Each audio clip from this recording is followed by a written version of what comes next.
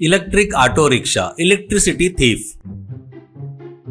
मुरलीपुर गांव में मुन्ना करके एक जन रहता है। मुन्ना की पत्नी जमुना और 2 बच्चे रहते हैं। उनके नाम चुन्नू और बुन्नू था।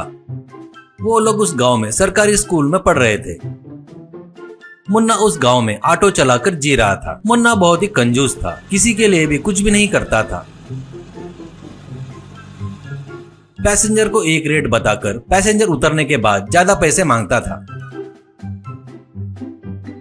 एक पैसेंजर से मुन्ना, ये क्या है जी, 150 रुपए बोलकर 100 रुपए दे रहे हो क्या? कहता है तो पैसेंजर, रेलवे स्टेशन से यहाँ तक 100 रुपए बात किए ना, यहाँ आने के बाद 150 रुपए कैसे बोल रहा है रे? कहता है तो मुन्ना, वो सब मैं नहीं जानता, अपन ने 150 की बात किए थे ना, ईमानदारी से 150 रुपए देते क्या सबको बुलाओ बोलते क्या? करके जोर जोर से चिल्लाते हुए बोलता है। आखिर में पैसेंजर को मुन्ना बोले उतना पैसा देने के अलावा और कोई चारा भी नहीं था। मुन्ना कितने लोगों से भी धोखा करके जितना भी कमाता था वो ऑटो के पेट्रोल के लिए बस नहीं होता था। एक दिन मुन्ना अकेले ऑटो में बैठकर, मैं कितना भी धोखा करके कितना भी कमाया तो ये खटारा ऑटो के पेट्रोल में ही जा रहा है, ऐसा कैसा करेंगे करके सोचता है। उस दिन रात को मुन्ना अपने परिवार के साथ खाना खाते वक्त मुन्ना अपनी पत्नी से, ये ऑटो चलाकर कितना भी कमाए तो भी ये ऑटो के पेट्रोल को भी बस नहीं हो रहा है। कहता है तो जमुना, पहले आप लोगों से धोखा करके पैसे कमाना बंद करो, इसलिए तुम्हारा ऑटो बरोबर माइलेज नहीं दे रहा है। कहती है तो मुन्ना, हा बहुत बता रही है, मैं धोखा करके कमा रहा हूँ करके, ऑटो को पता है क्या माइलेज नहीं देती क्या, चल चुप हो जा। कहता है। इन दोनों की बातें खाना खाते हुए चिन्नू मुन्नू सुन रहे थे और पिताजी ऐसे धोखा करना गलत है ना? कहता है तो मुन्ना, हाँ गलती है, मैं कुछ गलत नहीं कर रहा हूँ करके बताता है। तुरंत चिन्नू, पिताजी मार्केट में इलेक्ट्रिक ऑटो आया है बोलते, उन ऑटो को गवर्नमेंट 40% सब्सिडी भी दे रही है बोलते, इसलिए हम नया इलेक्ट्रिक ऑटो लिए तो अपने को पेट्रोल का खर्चा नहीं रहेगा, बहुत सस्ते में आएगा, अपन नया इलेक्ट्रिक ऑटो खरीदेंगे। कहता है। वो आइडिया मुन्ना को बहुत पसंद आता है। वो अपने बच्चों की तारीफ करता है। अगले दिन मुन्ना शहर से इलेक्ट्रिक ऑटो के शोरूम में जाकर नया ऑटो खरीदता है।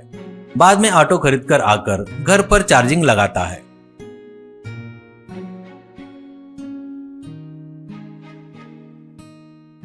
अब पैसेंजर को चढ़ाकर पहले जैसा ही करने लगा।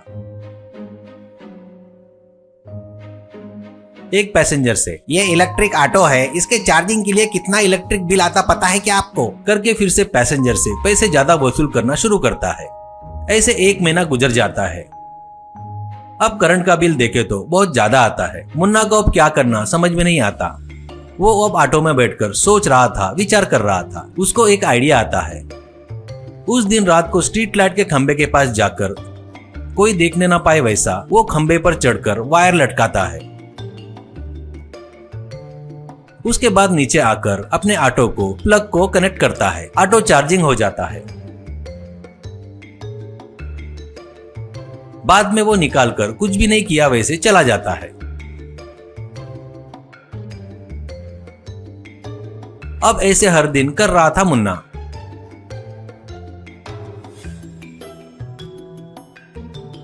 मुन्ना का 1 रुपया भी खर्चा नहीं हो रहा था। इलेक्ट्रिक ऑटो से पैसे कमाते हुए करंट का बिल भी न भरते हुए रहता है।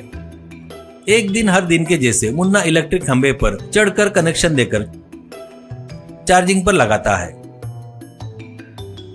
इतने में बहुत हवा तूफान आकर एक तार दूसरे तार से टकराकर चिंगारी निकलती है और ऑटो को आग लग जाती है।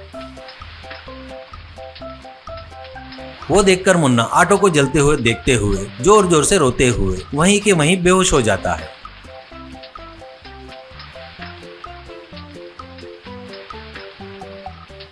बाद में मुन्ना घर जाकर पत्नी को और बच्चों को जो हुआ बताता है। वो लोग ऐसे चोरी वाले काम करने की वजह से ही ऐसा हुआ करके मुन्ना को समझाते हैं। मुन्ना अपनी गलती मानकर अब कभी किसी पैसेंजर को धोखा नहीं देकर ईमानदारी से रहना शुरू करता है।